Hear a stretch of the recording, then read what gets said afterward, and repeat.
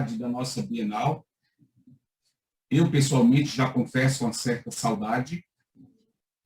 Com a conferência magna de encerramento, Dr. José Valdemar de Alcântara e Silva. Para tanto, eu convido para presidir essa sessão o acadêmico honorário da Academia Cearense de Medicina, acadêmico Lúcio Gonçalo de Alcântara. O acadêmico Lúcio Alcântara é membro honorário da Academia Cearense de Medicina, professor aposentado de doenças infecciosas e parasitárias da Universidade Federal do Ceará, fundador e primeiro diretor do Hospital São José de Doenças Infecciosas, presidente do Instituto do Câncer do Ceará, presidente da Academia Cearense de Letras, sócio do Instituto Ceará Histórico, Geográfico e Antropológico, ex-secretário da Saúde do Estado do Ceará por 2 mandatos, ex-governador do Ceará e ex-senador da República. Agora eu passo a palavra à presidência para a apresentação do nosso digno conferencista. Doutor Lúcio, por favor. Boa tarde a todos. Creio que estejam me ouvindo. Sim. Sim.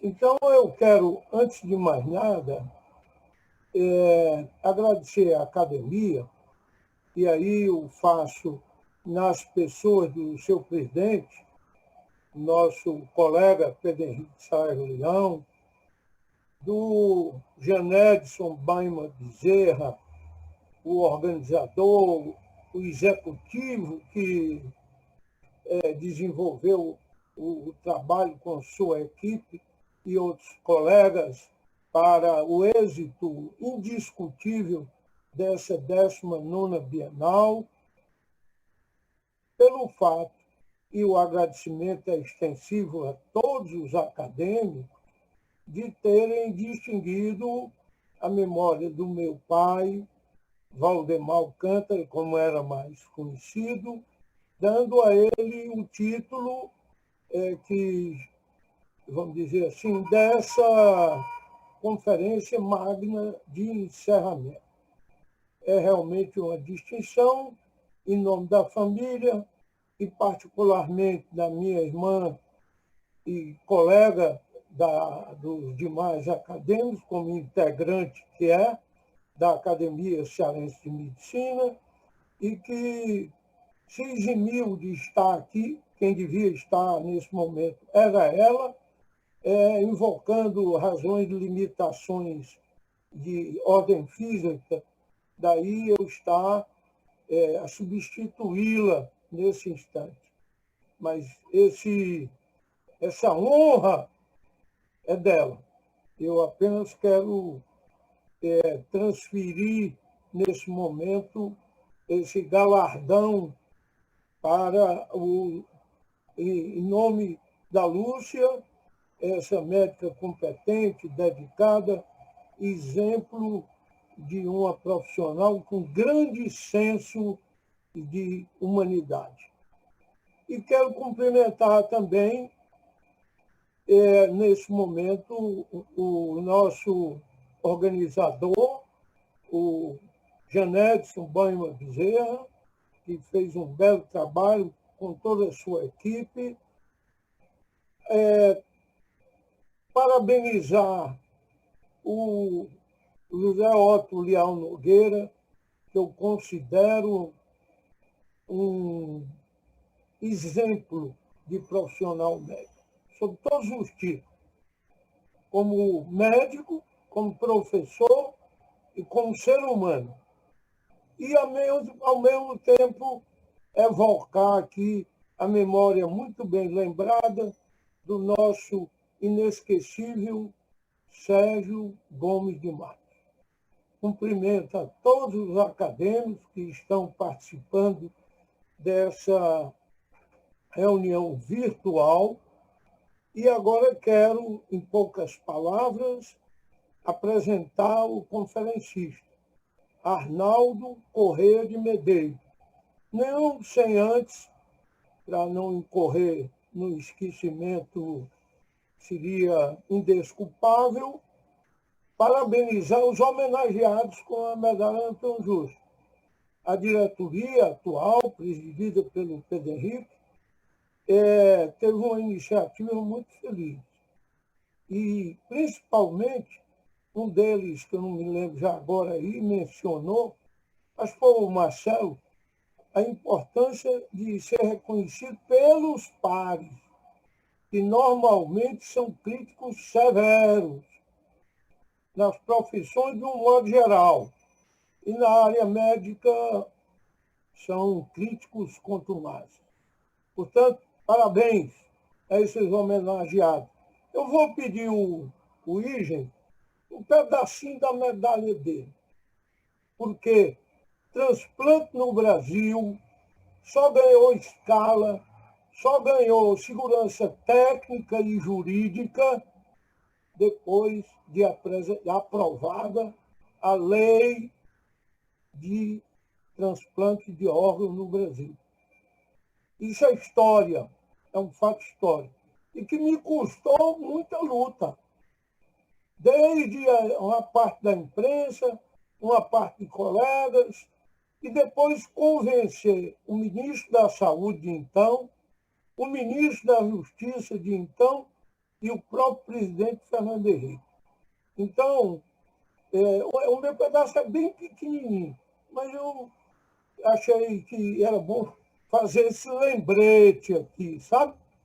Foi muito bem. Então, o Arnaldo Corrêa de Medeiros, ele é atualmente secretário da Secretaria de Vigilância em Saúde, do Ministério da Saúde.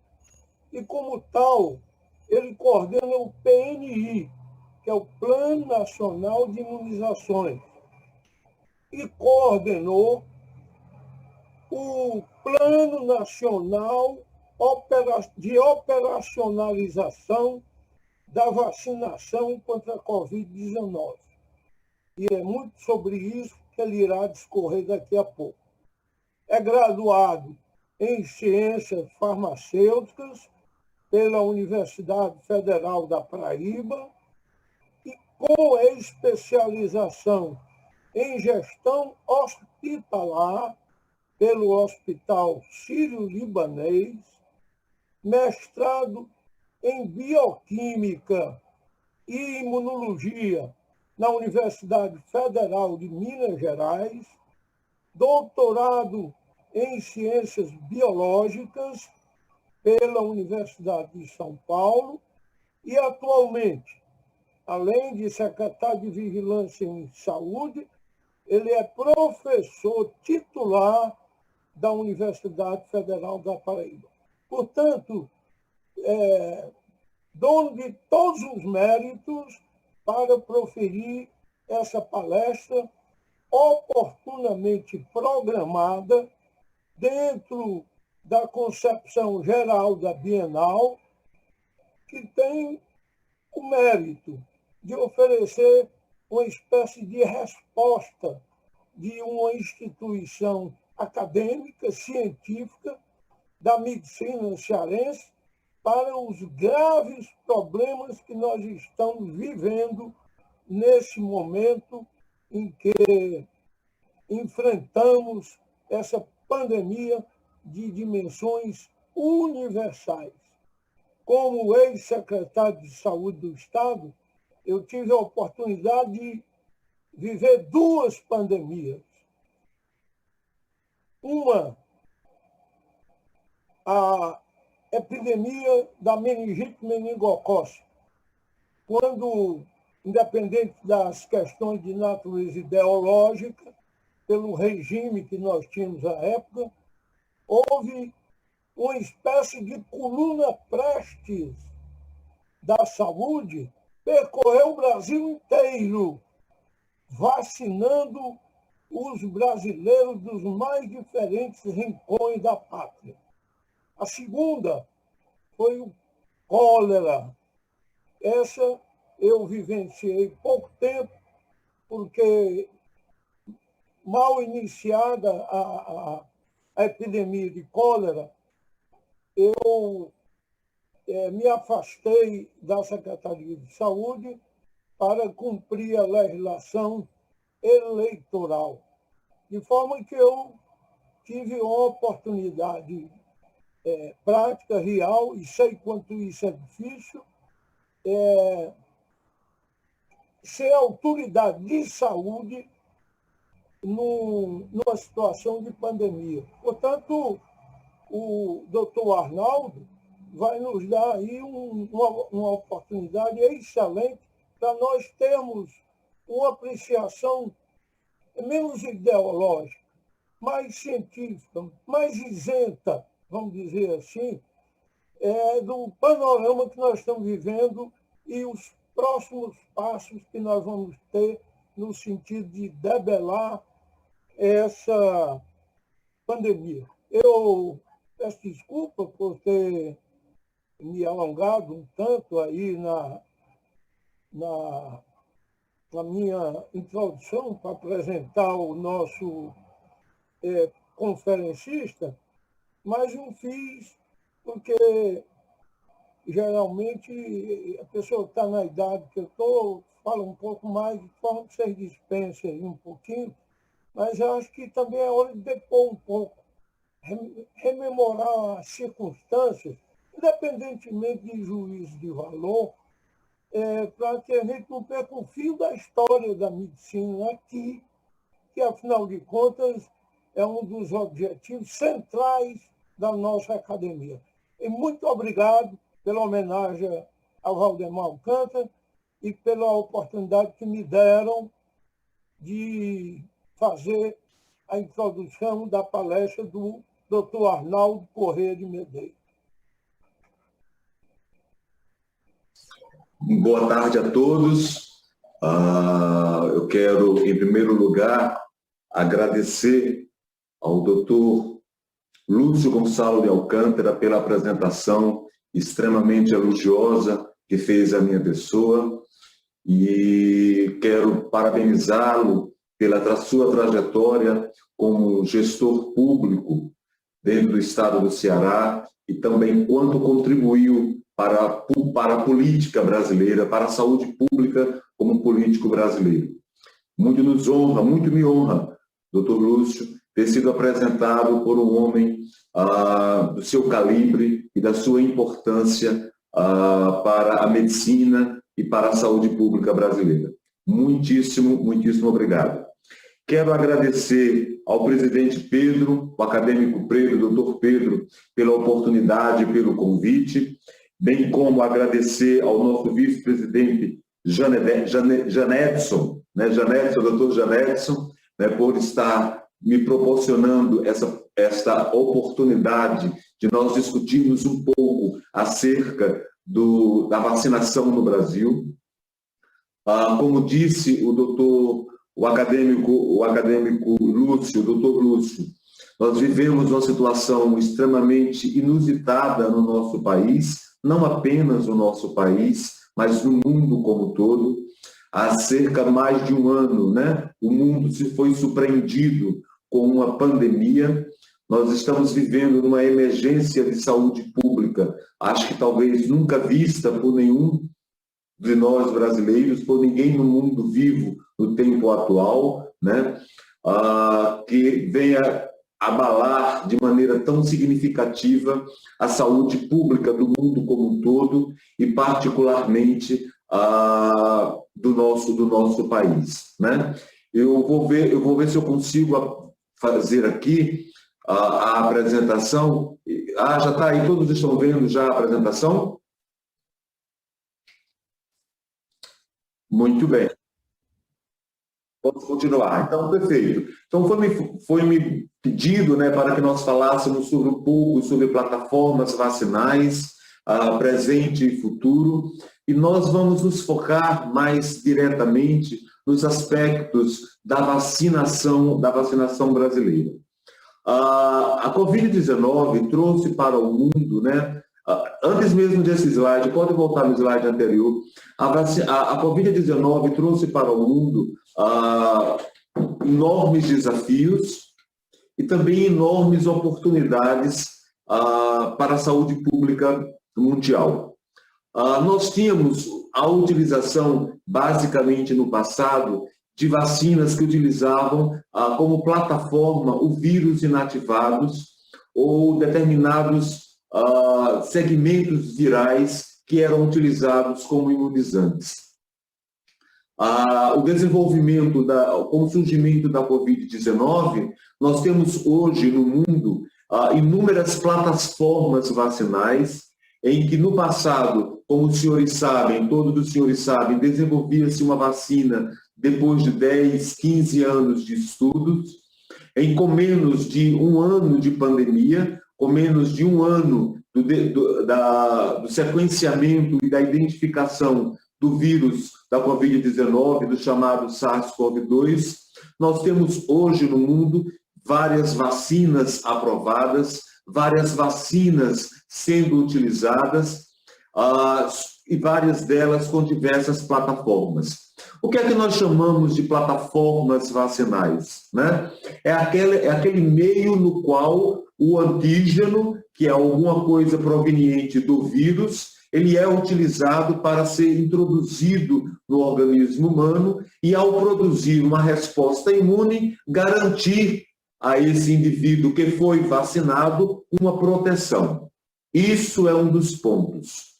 Mas quando a gente fala de uma doença como a Covid-19, né, em que é uma doença em que ela tem uma progressão de doença, onde o paciente, uma vez infectado, ele pode progredir para uma síndrome respiratória aguda grave, como nós chamamos o SRAG, e quando esse paciente caminha para uma síndrome respiratória aguda grave, ele pode necessitar de um leito de UTI, necessitar de um suporte ventilatório e, consequentemente, ele ter necessidades de uma atenção muito mais especializada dentro de um ambiente de um intensivismo, né? Dentro de um ambiente intensivista, e precisar de cuidados de intensivistas, de especialistas com relação a essa questão, esse paciente tem mais risco de ir a óbito.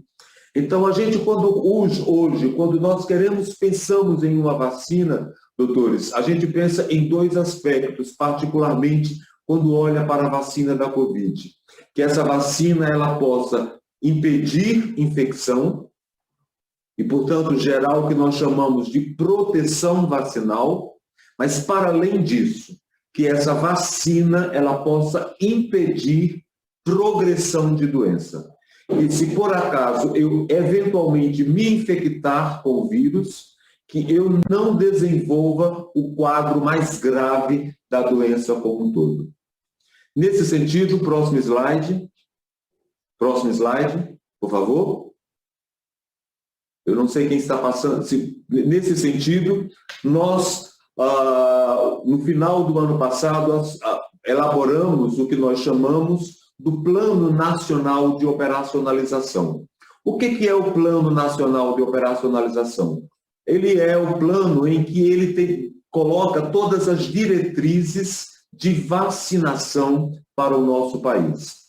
Esse Plano Nacional de Operacionalização, ou como muitas vezes é chamado de PNO, ele foi desenvolvido pela nossa secretaria, pela Secretaria de Vigilância em Saúde, do Ministério da Saúde, através da coordenação do Programa Nacional de Imunização, o chamado PNI. Nós lançamos esse Plano Nacional de Operacionalização, juntamente com o presidente Jair Bolsonaro, em uma cerimônia no Palácio do Planalto, no dia 16 de dezembro do ano passado. Esse plano, a Covid-19, ela é inusitada em vários aspectos, inclusive nesse. Porque em outras doenças, para a gripe, para outras doenças a quais temos vacina, nós primeiro tínhamos a vacina para depois desenvolvermos o plano de operacionalização para a vacinação.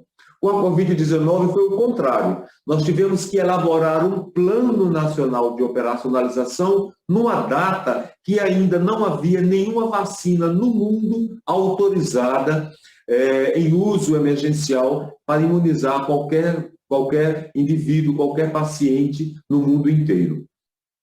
Para a construção desse plano, nós nós constituímos uma equipe de especialistas, que nós chamamos de um grupo técnico, que foi composta por mais de 140 especialistas do Brasil inteiro, nas mais diversas áreas, das mais diversas sociedades de especialistas que entendem do assunto, como a Sociedade Brasileira de Infectologia, Sociedade Brasileira de Pediatria, Sociedade Brasileira de Reumato, Sociedade Brasileira de Imunologia, Sociedade Brasileira CONAS, CONASEMES, o Conselho Federal de Medicina se fez presente, a Associação Médica Brasileira também se fez presente. Então, foi uma equipe formada de mais de 140 pessoas que pensaram em como construir o Plano Nacional de Operacionalização da Vacinação contra a Covid-19. Esse plano, obviamente, ele foi lançado no dia 16 de dezembro do ano passado e estamos sempre atualizando. Por quê? Porque quando ele foi lançado, nós não tínhamos no Brasil nenhuma vacina ainda aprovada. À medida em que a campanha de vacinação vai se desenvolvendo e que nós vamos atualizando os nossos estudos, nós vamos atualizando versões deste Plano Nacional de Operacionalização, na qual a 6ª versão foi publicada no último dia 28 de abril de 2020 e, portanto, o nosso PNO já está na 6ª versão de sua atualização. Próximo slide. Mas, independente da atualização, quais são os eixos prioritários que nortearam a construção deste plano de vacinação brasileiro? Primeiro, pelo óbvio, a gente fez uma análise da situação epidemiológica da Covid, tanto no mundo inteiro, como, obviamente, no nosso país. Além dessa situação epidemiológica, nós fazemos em cada plano, uma atualização de todas ou das principais vacinas que se encontram em estudos no Brasil e no mundo. Nós temos um capítulo sobre o monitoramento dessa vacinação e do orçamento de quanto se gasta dessa vacinação. Nós temos um capítulo que é chamado de operacionalização da campanha, que é exatamente um capítulo em que a gente discrimina como vai acontecer efetivamente a vacinação. Temos um capítulo extremamente importante, como os senhores sabem, né? Que é o capítulo da farmacovigilância, né? Que é exatamente quando a gente procura estudar e avaliar e monitorar os eventos adversos pós-vacinais, principalmente quando estamos falando de uma vacina com um desenvolvimento extremamente rápido, por assim dizer, quando comparávamos com vacinas anteriores. Tem um capítulo que nós fazemos os estudos de monitoramento de pós-marketing. Temos um capítulo dos sistemas de informação. Cada cidadão brasileiro que foi vacinado, lá o secretário do acadêmico Lúcio foi secretário, sabe que as equipes nas secretarias estaduais precisam subir os dados de cada paciente vacinado para termos o acompanhamento desses pacientes vacinados. Um capítulo sobre monitoramento, supervisão e avaliação do que está acontecendo durante o processo de vacinação. A comunicação, as nossas campanhas de comunicação, que nós queremos sim uma pátria vacinada, porque entendemos, senhores, que é só vacinando toda a população brasileira que efetivamente vamos dar um passo seguro para o retorno da economia, para o novo normal, como é assim chamado, né? O mundo com a convivência, né, diária com esse vírus, com o SARS-CoV-2, e, obviamente, a gente tem um encerramento, vai ter um momento que vamos encerrar essa campanha e ela vai fazer parte, portanto, a vacinação para a Covid vai fazer parte, portanto, daquele rol de vacinas que compõem o Programa Nacional de Imunização. Próximo slide. Nesse sentido, a gente fez alguns critérios para a definição de grupos do Plano Nacional de Operacionalização. Primeiro, foi a preservação do funcionamento de serviços de saúde. E eu falo isso com muita tranquilidade com os senhores que são médicos, acadêmicos, grandes especialistas, porque a gente sabe que os serviços de saúde são fundamentais durante a pandemia. Então, a gente tinha essa percepção de que era necessário, para definir os grupos prioritários, a preservação do funcionamento de serviços de saúde, porque se existe alguma coisa que não parou no Brasil durante 24 horas por dia, a cada dia da semana, há mais de um ano, são as nossas instituições de saúde. Obviamente, os trabalhadores de saúde que se encontram entre os grupos mais expostos ao vírus, né? Todos nós sabemos, né, que todos nós estamos expostos, mas, obviamente, quem está ali à beira de um leito de UTI, a exposição a esse vírus é muito mais intensa, por assim dizer.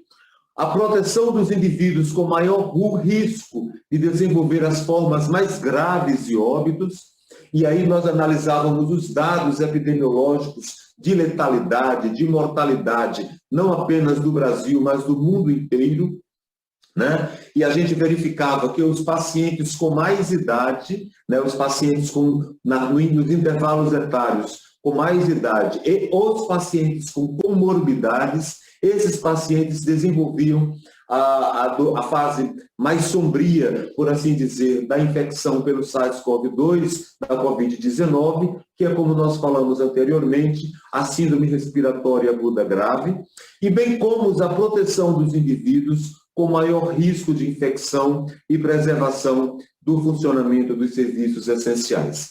Esses foram os critérios que nós utilizamos para definirmos os grupos que são chamados, portanto, de grupos prioritários. Próximo slide.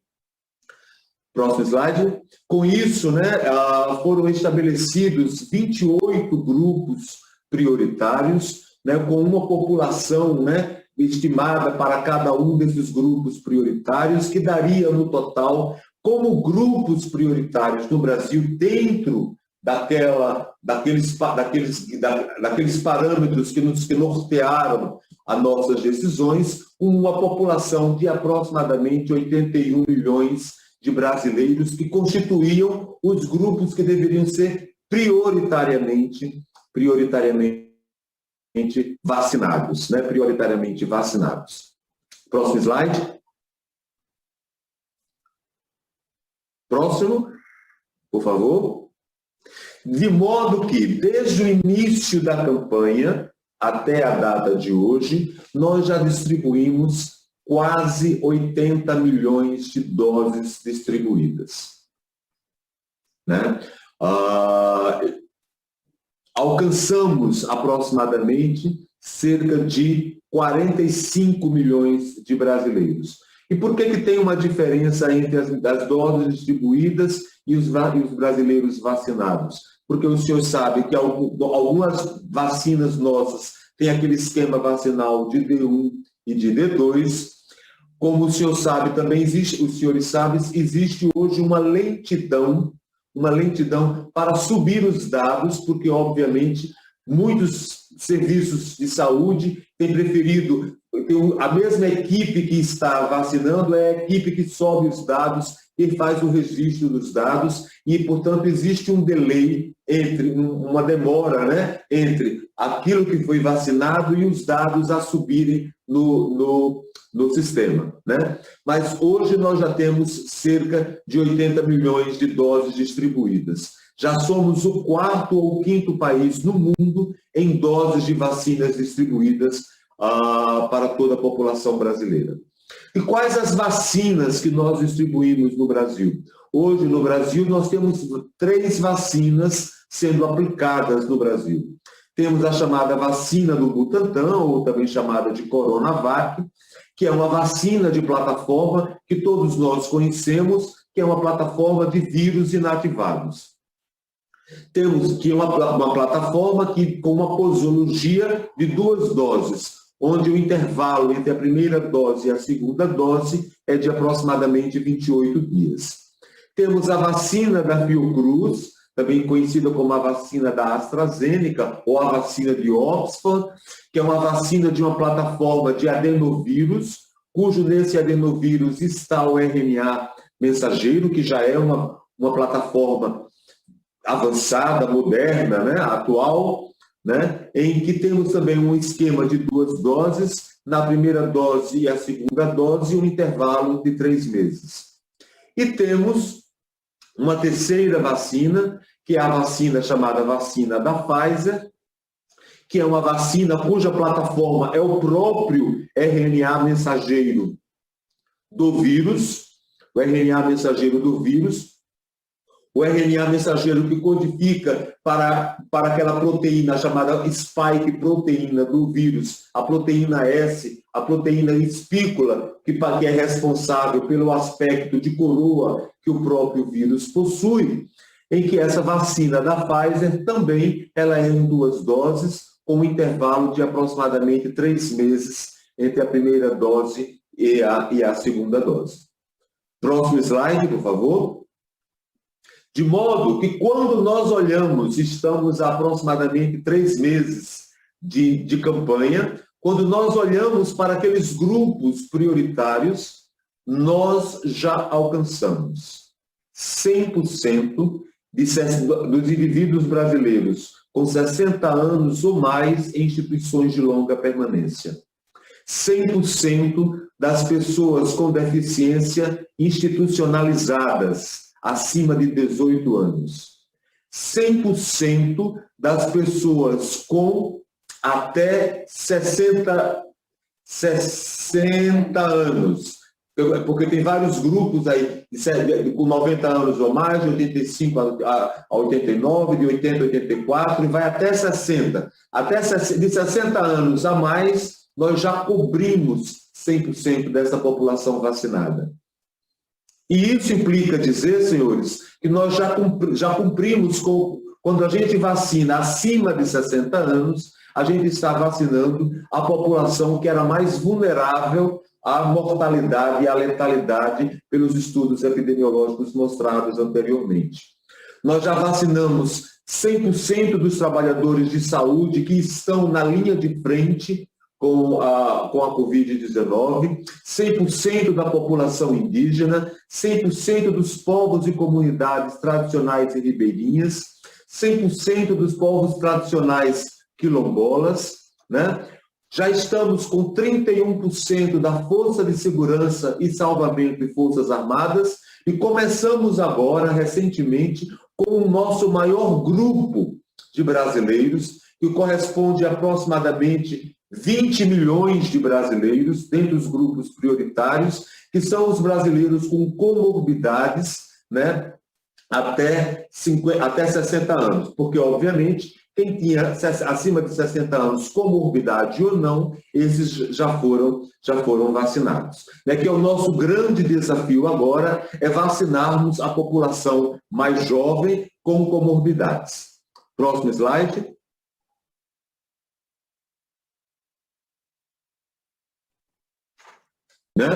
Nesse sentido, após, portanto, os grupos de idosos e pela ordem de priorização dos nossos grupos-alvos, estamos agora utilizando o volume de vacinas que nós temos agora para vacinarmos as pessoas com comorbidades, gestantes, puérperas e pessoas com deficiências permanentes.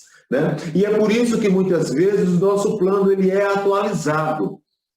Ele é atualizado, porque à medida em que entendemos que que os estudos avançam, a gente vai adicionando grupos prioritários àqueles grupos que nós tínhamos planejado originalmente quando lançamos o Plano Nacional, o Plano Nacional de Operacionalização, que foi em dezembro do ano passado.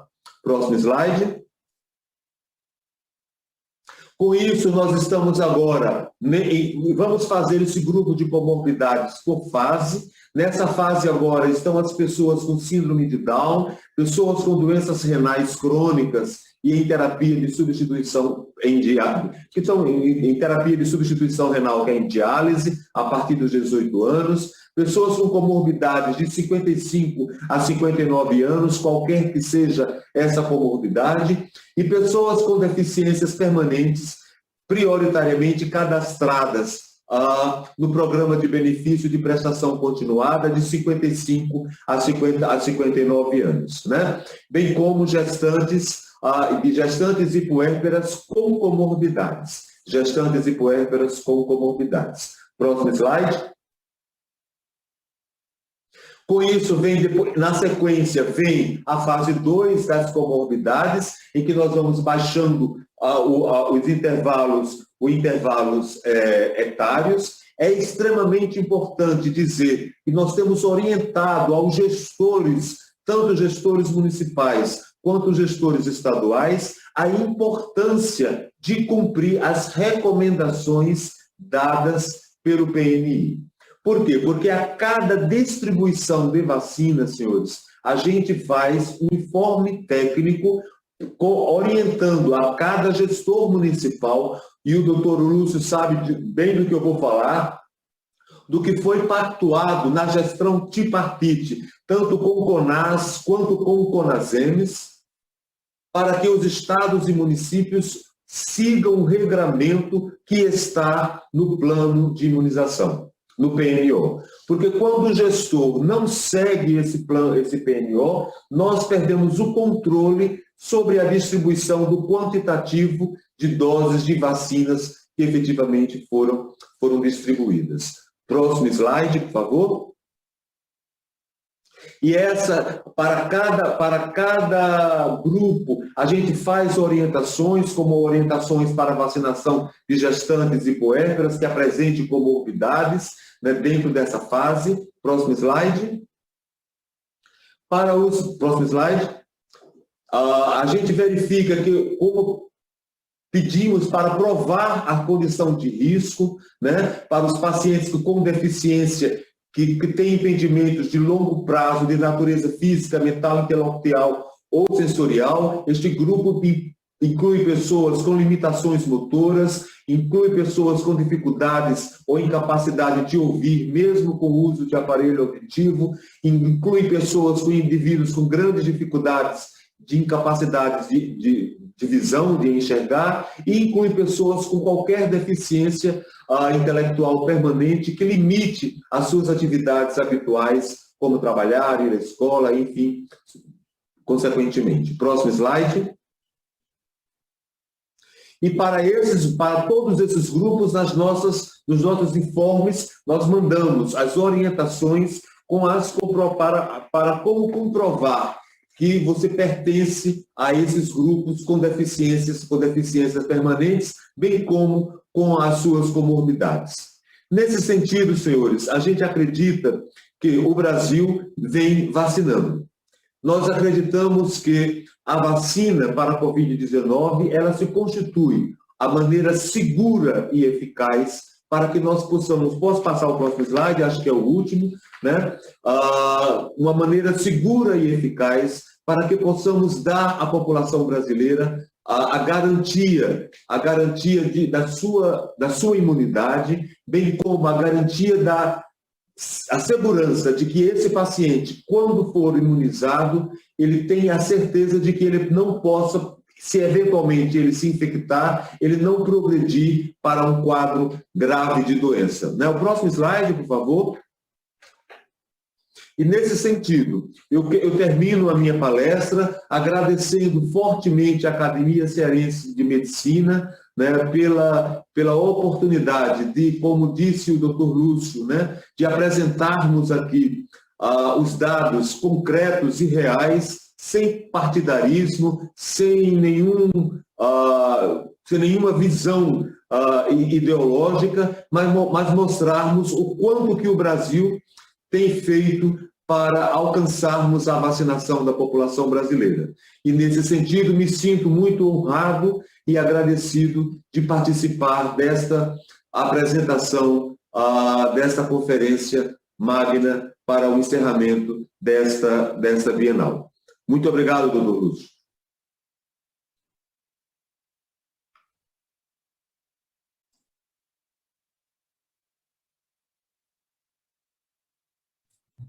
Doutor Lúcio, o senhor querendo falar, o senhor, por favor, liga o microfone. Pois não, eu achei que não havia mais espaço para intervenção minha, Eu quero apenas agradecer ao palestrante algumas referências reiteradas que ele fez ao meu nome, e que é uma demonstração apenas de generosidade dele. Eu procurei cumprir o meu papel, aonde estive em cargos no Executivo ou no exercício de mandatos no Parlamento e também no Poder Executivo. Achei que a apresentação dele foi muito clara, concisa, objetiva e nos revelou os dados da realidade, né? O andamento do programa e o que se conseguiu atingir até aqui. Eu, então, fico tranquilo, porque concluí que a Secretaria de Vigilância da Saúde está em ótimas mãos. E as informações que ele nos deu aqui foram muito valiosas. E, mais uma vez, reitero o meu reconhecimento à academia, à sua diretoria, à frente o doutor Pedro Henrique Saraiva Leão, e como organizador da 19ª Bienal, o doutor Janete Subaima Bezerra, pela oportunidade do tema e também pela a qualidade das palestras que foram apresentadas aqui e os temas que estiveram dentro da programação. Então, parabéns a todos.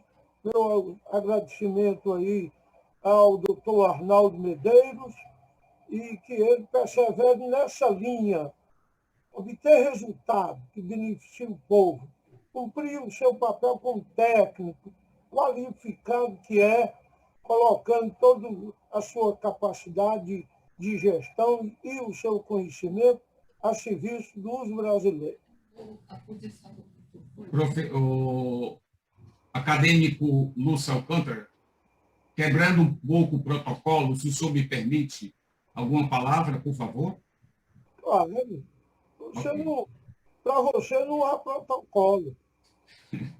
Doutor Arnaldo Medeiros, quando nós pensamos no seu nome, deixe-me ser muito sincero, além do talento e da capacidade pessoal que nós já conhecíamos, nós pensamos também como a sua função.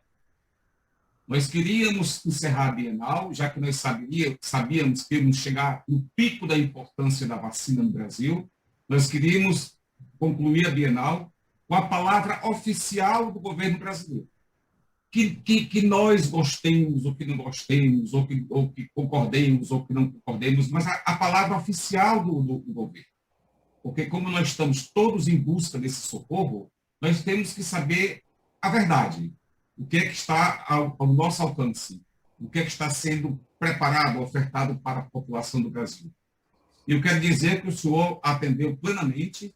Eu me sinto particularmente, absolutamente atualizado com o momento que vivemos, e queria agradecer demais a sua equipe que me assistiu, né? Todas as vezes que eu ligava para o senhor, eu sempre fui muito bem recebido pela equipe toda, né? Em particular com a senhora Eunice, que foi muito gentil conosco. Queria agradecer a sua disponibilidade, sei que o senhor tem muitas atribuições ainda a fazer hoje. Eu recebi aqui uma pergunta de Bolonha, na Itália. O protocolo de conferência não contempla a pergunta, mas uma pergunta internacional, eu acho que me permite quebrar o protocolo. Eu estou com uma pessoa da Itália me perguntando por que lá na Itália, a vacina, aqui no Brasil, a vacina da Pfizer, a primeira para a segunda dose é com 3 meses, e lá até semana passada foi com 21 dias, entre a primeira e a segunda dose, e que agora eles mudaram para 42. Por que toda essa diversidade? Ótima pergunta. Não tem problema nenhum. Estamos aqui entre amigos, né? Se me permite chamá-los assim, de amigos. Perfeitamente. A vacina da Pfizer ela foi originalmente em bula prescrita, né, e concebida como uma vacina de RNA com um regime posológico de a dose 1 e a dose 2 com no mínimo 21 dias, 21 a 28 dias. Muito semelhante à da Coronavac. Mas estudos mostram que ela tem uma capacidade, que ela pode ser utilizada, inclusive recomendada pela Organização Mundial de Saúde, com um espaçamento de D2 até 12 semanas. É sério? Então, com isso, tudo que nós fazemos no PNO, ele é balizado pela Câmara Técnica, aquela Câmara Técnica de especialistas. Nós levamos essa discussão para a Câmara Técnica e a Câmara Técnica entendeu que era muito mais seguro para nós, para avançarmos cada vez mais no programa de vacinação, para alcançarmos mais pessoas vacinadas, de que o intervalo posológico ele seja entre 1 e 12 semanas. Porque eu tenho, porque se eu tenho um espaço posológico menor, se eu tenho 1 milhão de doses, eu só vou vacinar 500 mil pessoas. Tá claro? Se eu tenho um espaço posológico maior, eu tenho um tempo, bastante tempo, até que a próxima carga chegue e eu possa esperar um pouco mais, vacinar mais pessoas naquele intervalo de tempo. Então, foi do ponto de vista estratégico, claro, estratégico, mas com segurança científica, que o PNO decidiu por esse regime, pelo regime posológico, né? Pelo regime posológico. A vacina da Pfizer, né? Ela já garante uma eficácia, assim como a da AstraZeneca, ela já garante uma eficácia acima de 70% em uma única dose. Em uma única dose. Então, por isso que os estudos estão cada vez mais sendo elaborados para aumentarmos esse regime posológico, de modo que a segunda dose quase seja encarada como um booster, né? Como um reforço vacinal para alcançarmos um nível de imunidade que garanta ao paciente não só uma prevenção da doença, tá claro? Mas, fundamentalmente, aquilo que nós discutimos ao longo de nossa palestra, que era exatamente o impedimento de progressão de doença. Que para nós isso é muito, muito, muito importante. Porque quando o paciente não progride de doença, ele não pressiona, por assim dizer, o sistema de saúde, né? A nossa rede de hospitais, por exemplo, né? O grande sufoco que nós vivemos no momento atual é, em parte, pela pressão que o sistema público de saúde vem enfrentado pela quantidade de pacientes que agravam quando são infectados com o SARS-CoV-2. Mas não tem problema nenhum, vice-presidente. A gente está aqui para, mesmo com quebra de protocolo, é assim que a gente avança e é assim que nós aprendemos. Muito obrigado. Estou muito convencido, muito satisfeito com a sua resposta e querendo fazer com que o senhor possa tomar providências nas suas atribuições que lhe restam no dia de hoje. Eu queria lhe agradecer mais uma vez a sua atenção, a sua gentileza para com a Academia Cearense de Medicina e gostaria de desejar... Ou não? Se é possível, que eu guardaria com muita honra, embora tenha um registro fotográfico, se depois eu pudesse receber um certificado, né, da minha participação para eu guardar no meu memorial a minha participação em uma academia tão prestigiosa como a Academia Cearense de Medicina. Ficaria muito orgulhoso de ter um certificado da minha participação nesse evento e guardar no meu memorial minha participação nesse momento histórico da Academia Cearense de Medicina. Era esse pedido singelo. Muito obrigado, vice-presidente. Foi uma falha minha já não ter adiantado isso, mas isso chegará com certeza, porque estão chegando para todos os palestrantes, eletronicamente, o senhor vai receber isso, e será uma honra nossa fazer parte também do seu memorial. Eu gostaria, finalmente, de liberá-lo e agradecê-lo mais uma vez, desejando que o senhor e a sua família, assim como o doutor Lúcio Alcântara e a família dele, Tenham muita paz, que Deus abençoe a todos, que Deus proteja vocês da saúde de vocês contra essa doença atual ou coisas parecidas que possam nos alcançar. Muito obrigado, passe bem.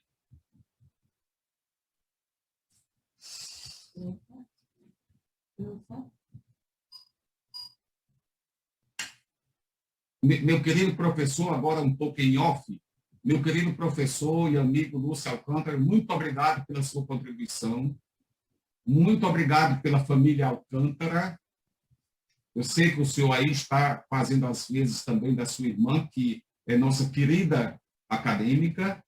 Ficamos muito satisfeitos com a sua presença, gostei demais da sua referência e a homenagem que o senhor fez à sua irmã, porque nós estávamos muito desejosos de vê-la aqui conosco, né? Mas eu sei que ela está nos vendo e queria agradecer a sua ajuda, a sua participação conosco. Muito obrigado, viu? Fica à vontade. Janete, eu é que devo agradecer a oportunidade que eu tive de participar dessa 19ª Bienal. Eu que tenho comparecido a outras que ocorreram em condições presenciais, tenho assim uma grande gratidão à academia, os seus dirigentes e todos os acadêmicos, por ter evocado aqui a memória do nosso pai, da doutora Lúcia e meu, e ele que foi, na verdade, um grande fundador de instituições médicas. Rapidamente aqui eu conto o Instituto do Cérebro, o Instituto do Câncer, a Academia Cearense de Medicina e a própria Faculdade de Medicina. Naturalmente, com muitos outros colegas que com ele participaram desses empreendimentos importantes para a medicina do Ceará. Estou disponível sempre e chamado para participar, colaborar e contribuir com essa instituição que cada vez mais se afirma como uma das mais conceituadas do nosso Estado. Muito obrigado e parabéns a todos. Muito obrigado, um bom final de semana para o senhor e fique à vontade de continuar conosco. Caríssimos acadêmicos e acadêmicas,